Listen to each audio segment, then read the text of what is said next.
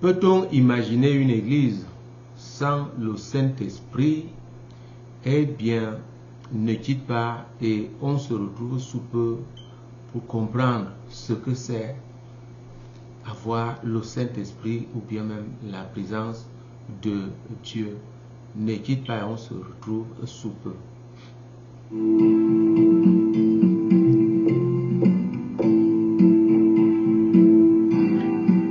L'ISJC, l'intimité avec le Seigneur Jésus-Christ, l'assurance absolue du salut de ton âme. Alléluia, alléluia. Bienvenue à l'ISJC International Ministry. Et je suis très content de vous retrouver aujourd'hui.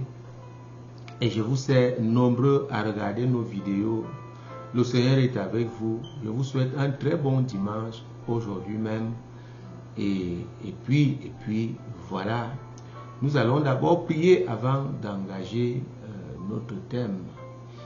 Dieu d'Abraham, Dieu d'Isaac, Dieu de Jacob, Père éternel, Seigneur Jésus, nous te rendons grâce parce que tu es le Dieu véritable et tu nous l'as fait connaître. C'est toi le Dieu véritable. Le Dieu vivant, c'est toi, Seigneur Jésus-Christ.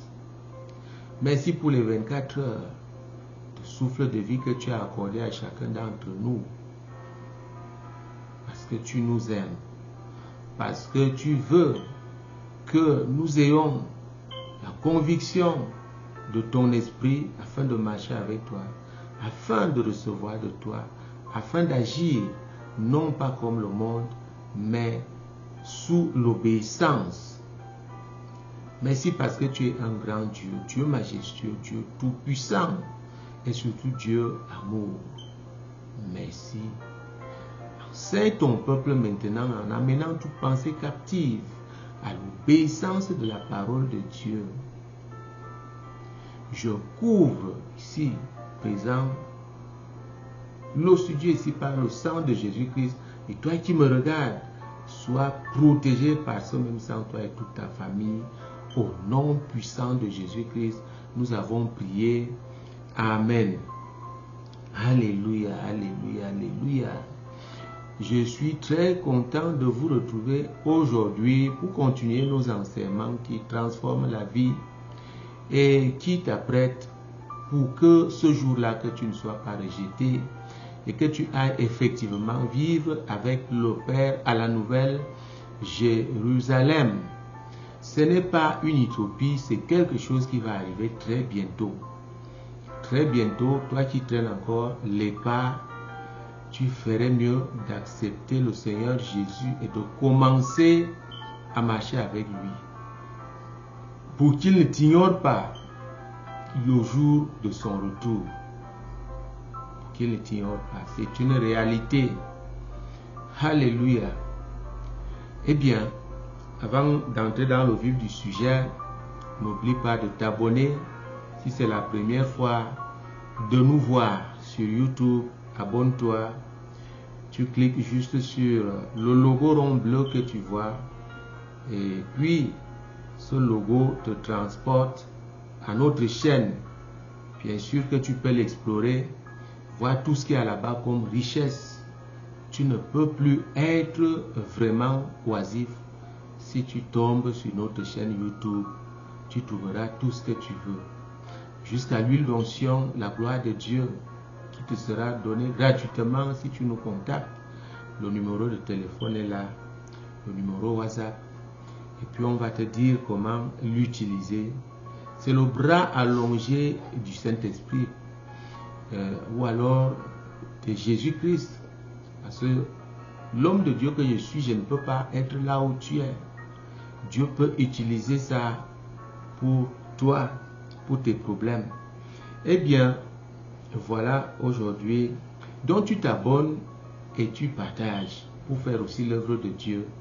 Et n'oublie pas de like. Aujourd'hui, nous continuons, nous engageons un nouveau thème, n'est-ce pas, imposé par le Saint-Esprit, parce qu'il y a une préoccupation. La conviction du Saint-Esprit. Waouh! conviction du Saint-Esprit. Pourquoi il y a aujourd'hui comme deux tendances quand on parle du christianisme? En fait, je ne sais même pas comment appeler ça. La religion, je ne sais pas comment appeler, mais nous ne sommes pas dans la religion. Mais en matière d'église, on voit les gens aller se rassembler chaque dimanche ou plusieurs fois quelque part. On dit c'est une église, on dit c'est une église. Normalement, l'église, c'est Jésus-Christ. C'est Jésus-Christ, ce n'est pas, on ne peut pas appeler une religion une église. Non, non. Tu ne vas pas à l'église là où tu parles, la religion de tes ancêtres là n'est pas une église. L'église appartient à Jésus-Christ.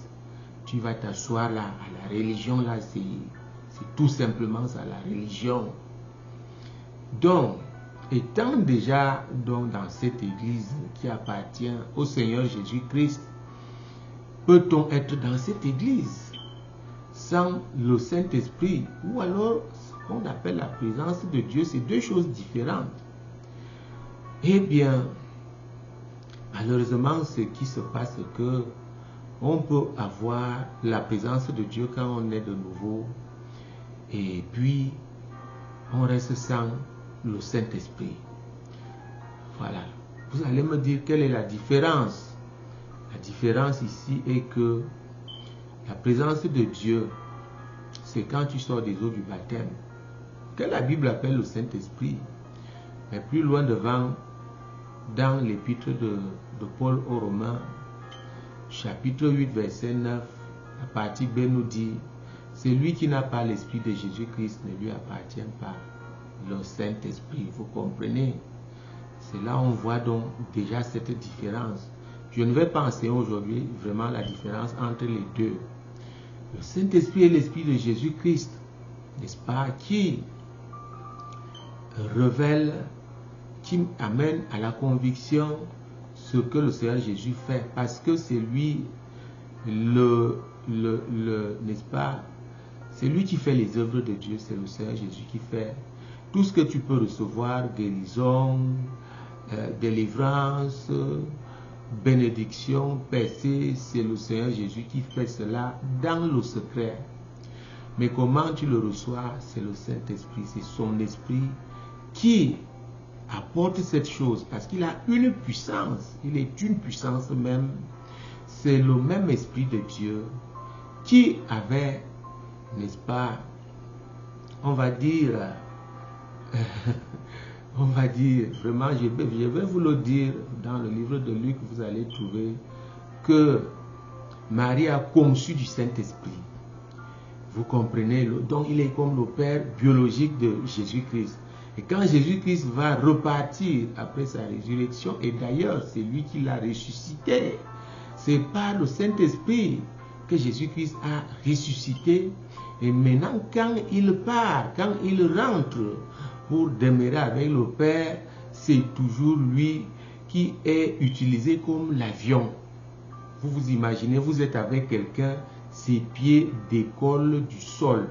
Il se met à monter, vous dit bye bye. C'est avec quelle force? Ils ont regardé, les disciples ont regardé à Béthanie, ils n'ont pas vu les ailes battre. Mais l'homme était en train de partir. Jésus-Christ était en train de monter et il a disparu. Vous comprenez? C'est le Saint-Esprit, l'Esprit de Jésus-Christ, la puissance de Dieu. Bon, le titre suggère cela. Peut-on, n'est-ce pas, imaginer une église sans le Saint-Esprit? Eh bien, maintenant, si je dis en cas de doute, vous allez voir le sous-titre, en cas de doute, consulte Dieu. Eh bien, c'est toujours ce même esprit qui peut te dire des choses, qui peut te parler, qui peut te signaler des choses. Mais cette fois-là, c'est la présence de Dieu. La Bible nous dit que Dieu nous enseigne. Donc, la présence de Dieu te parle et on dit, le Saint-Esprit m'a parlé.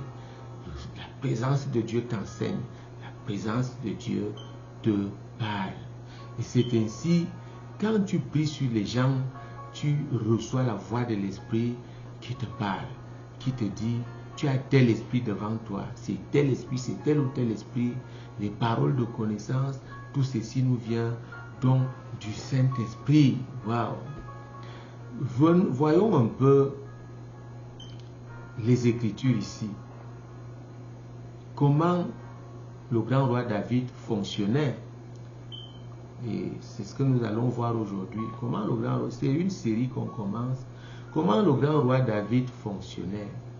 Il consultait toujours Dieu et Dieu lui parlait. L'Esprit de Dieu descendait, ou bien dans les rêves, ou dans les... Il recevait toujours la réponse. Et je sais que beaucoup ne connaissent pas cet exercice. Je vais enseigner comment tu peux consulter Dieu et il te parle. Donc c'était la vie du grand roi David. Alléluia.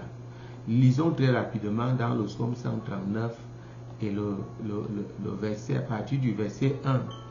Comment avoir la conviction du Saint-Esprit. Je vais avant de lire vous dire que je manifestais déjà la puissance du Saint-Esprit, mais je n'avais pas la conviction du Saint-Esprit. Je ne le sentais même pas, mais je priais, les gens guérissaient. Je suis presque 2 résurrections. Vous comprenez, je n'étais même pas ordonné pasteur. Je servais, mais je priais, les gens guérissaient automatiquement, alors que je ne sentais rien. Vous comprenez? C'est déjà ça un peu la conviction du Saint-Esprit.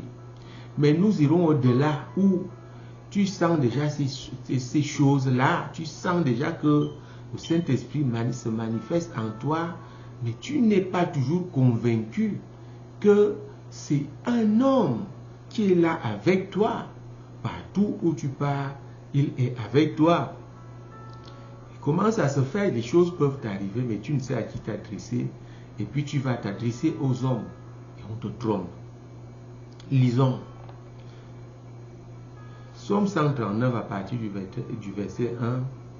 Éternel, tu me sondes et tu me connais. Oui, tout le monde sait que tu sais que Dieu te connaît très bien. Le verset 2. Tu sais quand je m'assieds et quand je me lève et tu pénètres de loin ma pensée. Tu sais quand je marche et quand je me couche et tu pénètres toutes mes voies. Comment David savait ces choses? Parce que Dieu lui parlait. Parce qu'il recevait toujours la réponse quand il posait la question à Dieu. Vous comprenez? Tu ne peux pas parler comme ça si tu n'as pas de preuve que Dieu te parle. Si tu n'as pas de preuve, ça veut dire que le grand roi David avait la conviction du Saint-Esprit. Il avait cette conviction. Il savait que quand il avait un problème, il pouvait s'adresser à quelqu'un. Il pouvait s'adresser à... Oui, aujourd'hui, papa, maman, ils sont là. Et puis, cette soeur avec qui on s'entend à l'église, quand on a un problème, on court là-bas. Mais on s'appuie sur les hommes. La meilleure façon, c'est de s'appuyer sur le Saint-Esprit. Sur le Saint-Esprit. En cas de doute, consulte Dieu. Et nous pouvons continuer à lire ici. Car la parole n'est pas sur ma langue, que déjà, ô Éternel, tu la connais entièrement. Je donne comme ça les bribes de mon témoignage, mon enlèvement au ciel et pour les noces avec le Seigneur Jésus-Christ. Quand je me suis retrouvé avec lui et que je ne comprenais pas ce qui se passait, et il me l'a fait savoir, dans ma tête, vous comprenez, je suis là, je suis en esprit, j'ai été enlevé. Je dis non, ce n'est pas possible. Je renie d'abord moi-même. Je dis je suis sale, je suis un pécheur. Et comment est-ce que ceci est possible que je sois avec le Seigneur pour les noces avec lui? Ce n'est pas vrai, ce n'est pas... Non, non. Et vous comprenez, je ne veux pas donner plus, je n'ai pas encore donné ce témoignage. Et alors, il lisait mon cœur. Et c'est comme ça qu'il va me dire, je suis Jésus. je suis Emmanuel, la source de délivrance, la source de vie. Vous voyez? Donc, avant même que, si je pouvais lui poser la question, il me tenait à la main droite, mais qui es-tu? Avant même, il avait déjà lu mes pensées. Donc, vous comprenez que le grand roi David avait la conviction que Jésus le connaissait très bien, que Dieu le connaissait très bien, que le Saint-Esprit était avec lui. Et c'est pourquoi il consultait toujours Dieu. Lisons encore un dernier verset biblique. Tu m'entoures par derrière et par devant et tu mets ta main sur moi. C'est ce qui se passe avec moi. Donc, nous allons continuer ce thème pour voir comment tu peux avoir cette conviction. Comprenez? Ceci se passe, je vous en prie. Moi, je suis ici pour faire la promotion de cette vision. Oui, vous comprenez, ce n'est pas une promotion commerciale ou quoi que ce soit. Il m'a dit, parle, enseigne depuis 2020. Nous sommes encore sur les réseaux sociaux. Dans bientôt, on ira sur le terrain. Je suis ici pour vous dire que il ne suffit pas de s'appeler chrétien ou d'aller à l'église tous les jours. Tu dois creuser, n'est-ce pas, profondément pour trouver la présence de Dieu, pour trouver ton Père et être avec lui tous les jours. C'est en ce moment-là que tu vas donc connaître ce qu'on appelle, n'est-ce pas, le vrai salut. Le vrai salut. Donc voilà, nous allons nous retrouver prochainement pour continuer cette série. Je veux te dire que si tu manques, tu vas briser la chaîne et ça ne va pas te servir. Ne manque pas nos prochaines vidéos, ne manque pas. Ne brise pas la chaîne et tu vas comprendre pourquoi tu dois pratiquer l'intimité avec le Seigneur Jésus-Christ. Et nous sommes là pour aider. Tu me contactes. Et si tu veux savoir plus, tu me contactes. Et tu es serviteur de Dieu. Tu te plains. Oh, il n'y a pas ceci, il n'y a pas cela. Ça ne marche pas. Et il faut que tu saches que tu dois pratiquer l'intimité avec le Seigneur Jésus-Christ. Et c'est comme ça que tu vas arriver au top. Alléluia. Nous nous séparons. Et voici, partage nos vidéos. Et on se retrouve très prochainement, mercredi déjà, et puis samedi. Alléluia. Jésus-Christ est vivant, Dieu n'a pas de fin et les miracles continuent.